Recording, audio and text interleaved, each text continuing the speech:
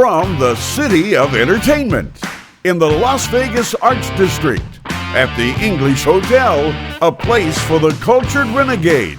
This is April in Vegas with this week's special guests, Gabriella Versace and Alain Nu, plus Steve Dennis, and your host, April Brucker.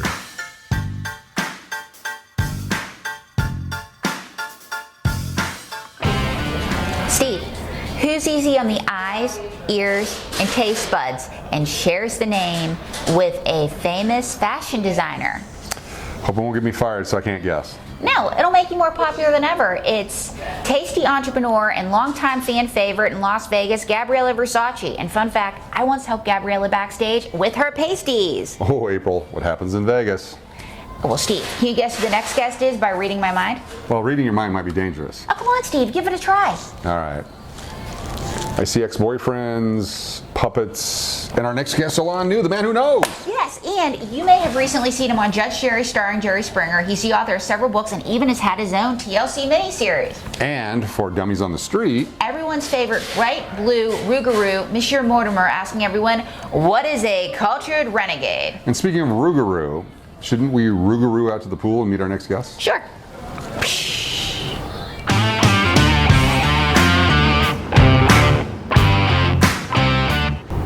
Oh, we made it out to the pool just like we said we would. That's and right. It's so exciting as promised. Right here with us right now, Gabriella Versace. Hey, Gabriella, how are you? Hi, April. Hi, Steve. Thank you for having me. And you look wonderful today, Steve. Doesn't she just look, doesn't she look? Oh, I thought you said I was looking wonderful well, today. she. Oh, okay, yeah, you she both looks look awesome. wonderful, but Great. she looks more wonderful than you, Steve. Sorry. I will go with that. Sorry, Steve. No. Sorry, Steve. So anyway, Gabriella, we were saying earlier that you are a Las Vegas fan favorite. Yes. Well, thank you. That's very kind. So what brought you out to Las Vegas? Well, I came out to Las Vegas in 2002, quite a while ago. And What were you, 10? that's correct. I love her. She's so smart. That's why I love her. Yes, I was 10 and I came out. I was working for a producer in Atlantic City, Greg Thompson, and he brought me out here to do a show at the Rio called Showgirls. Wow. His wife was starring in it, and she was going to another show, so he asked me to come out here. So I got in my car by myself and drove here to Las Vegas Wow. from Philadelphia all by myself. Quick little trip down the road. Just a quick trip. It took me, I was like counting the days I have to, So I rehearsed the show and boom, went right into the show, and then I never left Vegas. So Vegas has been home ever since? Yes, it has. And you do impersonations. Tell us about some of the people that you impersonate. Well, when I was first here in town, when I was in Showgirls, I was doing Shania Twain and Gloria Estefan. Nice. So I did them for a while, and then, I was doing my other shows and all that kind of stuff. And recently, after the pandemic, when that was happening and we were sitting in our homes forever going, what am I going to do today? I started doing Barbra Streisand. Okay. So I studied her, and it actually came from a friend of mine who asked me to do a show with them, and he said, I want you to do Barbara, and I was like, because that's kind of a touchy area. She's an icon, and I don't. Well, you're an icon. She's an icon, Steve. Well, I don't know. Thank you, April. Have you been drinking? I thought, and my friend said, you have 2 weeks to do Barbara because we're going to put it in the show. And I thought, oh, should I touch this? But I thought, I was up to the challenge, and it was either going to work or it wasn't. And I studied diligently, and it just worked. I was in Sexy for 6 years at the Westgate, and that was wonderful. I had such a great time with all the girls, and then I kind of went out on my own and was doing Barbara. And now I'm just like, I'm gigging here and there, and we're going to take the Barbara on the road.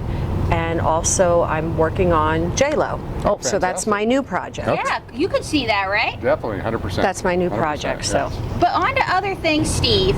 You have a sweet tooth, right? I do. I love especially lemon flavored sweet items. Oh my God, do you know somebody that bakes lemon-flavored sweet items? It's Well, if there's only way to combine, say, like a lemon-flavored sweet item with the showgirl aspect of Las Vegas and put it together, what do you think that would do? What do you think that could do, Gabriella? I think that would be showgirl cupcakes. Showgirl cupcakes?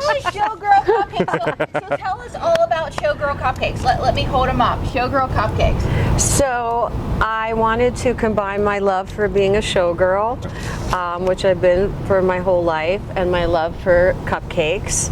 I love baking, and so I came up with the concept of showgirl cupcakes. Somebody said to me, you should make this a business. Yes. And I went, oh, okay. So I went and got my health license and everything that I needed to do. I have a cottage license, so I can bake out of my home. Very nice. And they're all custom made. I have about 25 flavors. Oh, wow. And this is the luscious lemon cupcake, which is very popular, especially in the summertime. Yeah, and they're tasty and they're great and they're fun. Thank you. And fun fact, guys, she actually dances under the name Cupcakes Galore. I do. Okay. Yeah, it's my burlesque And name. so you've been in Vegas for a while, and you've seen Vegas grow, Vegas change. What do you like? What don't you like about the way Vegas is going? Vegas, well, it's apples and oranges. When I first came here to Las Vegas, there were shows everywhere, and there was music in the lounges, and you can go into every casino, and there was some form of entertainment. Unfortunately, because of the pandemic, that's been about a little limited. But I feel like it's coming back, and we're just going to keep moving forward and into bigger and better things. And like the English Hotel, I mean, this is amazing. This is exactly what downtown needed. Absolutely, and we have to ask, because we're looking at these cupcakes, what is your favorite tasty guilty pleasure?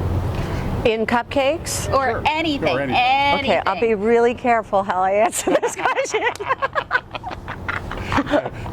Just kidding. Well, because I love cupcakes, my favorite is my snowball. Oh, wow. Oh, wow. Because I love coconut. Yep. So it's a coconut cake, and then it has a vanilla buttercream, and then I hand mound toasted coconut on it. So it's just like a big, yummy snowball. It sounds yummy. And anyway, folks, if you haven't already, check out Gabriella Versace on YouTube, because she is just great all around. And also, check out her Showgirl Cupcakes. Thank you so much for coming, Thank darling. you, April. Thank you. Do you know what the, Thank you, Steve. Showgirl Cupcakes website is? Yes, we're actually redoing the cupcake website, because I branched out, and along with my cupcakes, I have a bath line that all the scents and flavors, it's soap, scents, and scrubs. They're all inspired by the flavors of my cupcakes. And I also have swimsuits called cupkinis. Oh, so wow. all of that is going on to the website. Yeah, they have cupcakes all over them. Sweet. Yeah, so Fully immersed cupcake experience. yes, I had to go to New York for that. Thank you so much, You're darling. welcome. Thank you. Do they come in my size? Thank you. The Yes. Okay. We'll custom make it. Thank for you.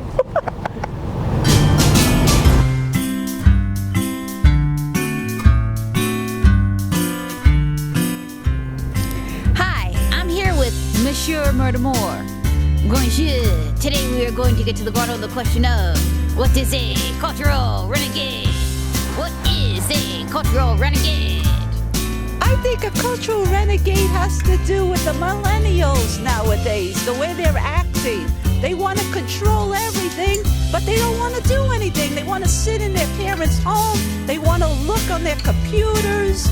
They don't even know how to tell time on a regular clock. Oh, cultural renegade. That's like ideology. If you agree or disagree with something, you always make yourself bigger than the problem or the issue at hand. What is a cultural renegade? Excuse me, what? A cultured renegade. I have no idea what you're saying. A cultured renegade. I don't know. A cultured, some sort of dairy. Oh, it's dairy. Like a yogurt, perhaps. A yogurt. So, what do you eat your cultural renegade with? Remoulade. Remoulade. Ooh la la. Your cultural renegade with remoulade. Well, you got to ask first, what do you mean by culture? Do you mean sort of like the 19th century idea of high culture, sort of the French aristocracy? Or do you mean the sort of more anthropological definition as sort of customs and beliefs of a people? A cultural renegade is a mixture between hip-hop and poetry. Hip hop and poetry. That is music to my ears. I Googled it. Oh! A cultured renegade is somebody that reads but has a very big disdain for what they read. Oh, so you. Yeah, I'm a cultured renegade. I read, but I don't believe anything I read. So I'm very cultured, and I'm very much a renegade.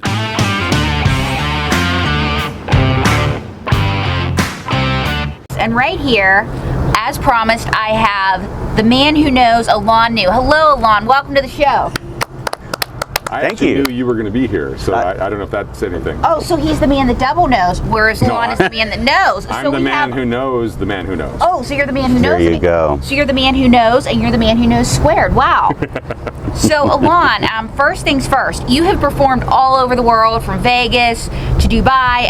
What is your favorite place you've ever performed in? You know, my favorite place is right here in Las Vegas. Of all the places that I've performed, I love the energy here. I love the people who live here. I have so many friends that live here. So, of all the places in the world, though I really had a great time in Abu Dhabi and Dubai, and I've had a fun time in certain parts of Europe, and I've been to Sydney, Australia. I really love it here in Las Vegas. Good answer. Great answer. So the next question, Alain, is you broke a world record. You know that, Steve, right? You know he broke a world record. Spoon bending. Yeah, spoon bending. So he is the man who knows squared. Yes, he's the man who knows squared. So tell us about your spoon bending record. Record here in Las Vegas. I actually witnessed it too, and I'm one of those skeptical guys, but I'm like, this just happened. You were there too as well. Yeah, in fact, I just want to remind you. Yes, I was there too. I actually assisted with the counting of the spoons. But Alain, what was it like to break that record?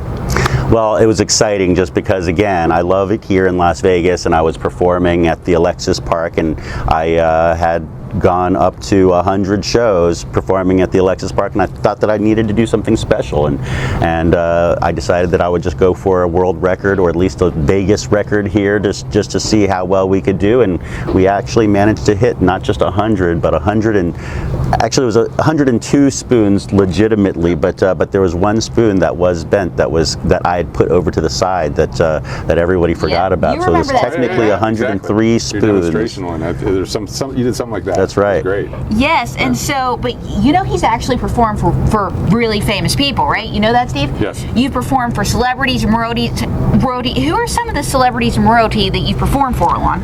Well, royalty, I performed for Princess Beatrice in Abu Dhabi, as well as her dad, Prince Andrew, who I guess is, we're not sure about his princeliness at this point, but but he was actually a fun guy to perform for, actually, and one of the more interesting things, you know. What do you think of that, Steve? This is a crazy story that I have to tell about Andrew, and that is that he took a deck of cards of mine, and before I got to his table, I was basically asked by his, the person who handles, I guess bringing people to their table, because not everybody can get invited to the prince's table, and so I got invited over to the table, and the woman who brought me over, told me that I must call him the Duke of Yorkshire if I'm addressing him to other people, but I have to call him Your Royal Highness if I'm addressing him in person, and I have to do the same thing with Princess. I have to address Princess Beatrice as Princess Beatrice, and so all this stuff was being conveyed to me, and meanwhile I had left 2 cards on the table that I was at before them, because my deck of cards was placed in a pool of condensation that was on the table. Wait, they have condensation in Abu Dhabi? They have it imported. Well, yeah, I know. Like underneath this, there's no condensation here in Vegas, but in Abu Dhabi, in an ice water, you're going to get a little bit of condensation. The deck of cards was placed on 2 cards, got ruined, so I just left those 2 cards on the table. And when I handed the cards to Prince Andrew to have him shuffle and examine, the first thing he said to me is, these cards feel a little light. and I knew that they were light. There's a joke there. Well, he's been to Monaco a few times, I'm sure. I had no idea how he would possibly know that they were light, and so I kind of tried to gloss over it, and I went ahead and performed what I needed to perform, which had nothing to do with that anyway, and then he mentioned it to me yet again in before I put the cards away. So that always, it was one of those things that stuck in the back of my head, and I never wanted to think about it, but it just stayed there. And then a few years later, of course, now Prince Andrew's been in the news again, and he ends up they were talking about him on the Joe Rogan podcast, and Joe Rogan was talking to a comedian friend of his, and the comedian guy says, doesn't Prince Andrew have Asperger's or something? Oh, okay. And he just said that, and he says that just off the cuff, and it wasn't even something that they focused on, but immediately in my brain I just went ding ding ding ding ding. Very Rain Man. And I realized that could be the reason why he would know that the cards were off by two. So I mean, I was very impressed by that. Actually. That's very impressed. So anyway, speaking of impressive, do you have a demonstration for us? I can perform something for you. As you know, the art of mentalism has to do with being able to read minds or predict the future. And I happen to bring here a book for you just because I knew that book would match your outfit perfectly. Oh my God! Do you think it matches, Steve? I think it's exact. And not only that. So you're the man. So that's the man who knows. You're the man that knows squared. See, this does match. It's perfect. And by the way, plugging our nifty English hotel sunglasses. That's right. We've got English hotel sunglasses on. So anyway, back to your demonstration, Alon. No, so as you can see, we've got here Alice in Wonderland, which is a classic book, and since you're coming here to Las Vegas is much like sort of your adventures here in Wonderland, I'll have you open up that book and just notice that all the pages are different, and just flip through them to make sure that that's just. Are all the pages different, Steve? That's just They all have a different number on them. Alice's Adventures in Wonderland. What you're going to do is you'll see that there's different pictures. In fact, let's focus on one of the pictures. Stop at any one of those photos and concentrate on the photo that you're looking at. Focus on that photo, get it clearly in your thoughts, show it to Steve, make sure that he sees it. Got it. And I'm going to see if I can somehow concentrate on that particular photo. I'm sensing that this is not a photo of Alice herself, but it's actually one of the animals characters, right? Yep. And I'm sensing the animal character is actually I'm sensing an animal character that has a watch that is late, right? Is it the rabbit? Wow. Yes, it's the rabbit. To the camera, and let's see if you got it right. Oh my God, yes, it's the rabbit. Wow. Okay. So there you go. That was fantastic. Yeah, that was fantastic. And I mean, what? I just have to ask, it takes a lot to do this. What does somebody like you eat for breakfast? Are you wondering that, Steve? What does he eat Well, I for was just going to show there are other pictures. There's Alice, and there's the Cheshire Cat. So it's not like everyone in here is the rabbit. Nope. That's amazing. Yeah. Wow. So what do you eat for breakfast, Alon? This morning I had coffee. Coffee, just coffee. Wow. The secret to that's right. extrasensory is coffee. Yeah, and wow. So it's the new miracle food. And do you have anything else to show us? Do you have something else to demonstrate? Well, let's see. There's a spoon here, and as you know, I did set a world record. So can I try something with the spoon? Yes. Please. All right. So first of all, here, Steve, examine that just to make sure that that's an ordinary spoon, just a regular spoon to your satisfaction and expertise of cutlery. It's the exact kind of spoon that you would actually take from a convenience store if you were taking a spoon. I'll tell you what, April, hold your right hand out, place your left hand directly on top, okay? Like and that? Hold it just like this. Now I'm going to have you close your eyes, and Steve, I need you to observe what's about to take place, okay? And I like your ring. She's got a little spoon ring there. Now, what I'm going to do is keep your eyes closed. We can't even see if your eyes are closed because of your sunglasses. My eyes are closed. And take a deep breath first, and then we're going to begin. If you feel me touch your hand starting now, I'm going to have you count in your mind. Each time you feel me touch your hands, you're counting in your mind. Each time you feel a touch or tap or shock, anything at all, you're counting, okay? Now, are you counting at this point? Yes. Okay, good. Keep counting and open your eyes. How many times did you feel me touch your hands? 4. 4 times. How many times did you see me touch your hands? 0. Didn't touch your hands at all. Whoa. Right? We can look at the footage later on. In fact, we'll run that back in just a little bit, but for right now, close your eyes again. I'm going to hold one hand on top, one hand below. When I count to 3, push your palms together. 1, 2, 3. As you push your hands together, do you feel the spoon pushing upwards against your hand like it's bending? Oh my God! bending in the middle, right? Like it's curving in the middle. Yeah, and All Steve, right. put my sunglasses up. Let the world know that my eyes are closed. She wants that evidence. There you go. Okay, and very good. In fact, I tell you, open your eyes. And that spoon has been between your hands the entire time. Bring your hands apart. Let's take a look at the spoon. And look, as you can see, the spoon is actually beginning to bend.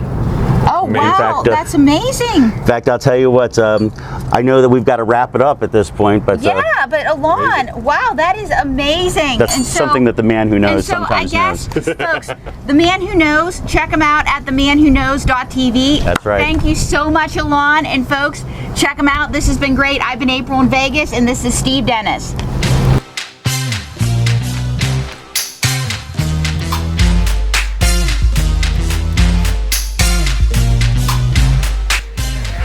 April, how are things back in Bethel Park? Well, Steve, glad you asked. My mom called today. My cousin Mindy, she's getting married. Wait, I met her like 2 weeks ago. She's not even engaged or doesn't even know anyone. She's single. Well, she wants the Elvis wedding chapel, and she figures if she reserves it, it'll give her enough time to find a groom. Wasn't that like putting the cart before the horse?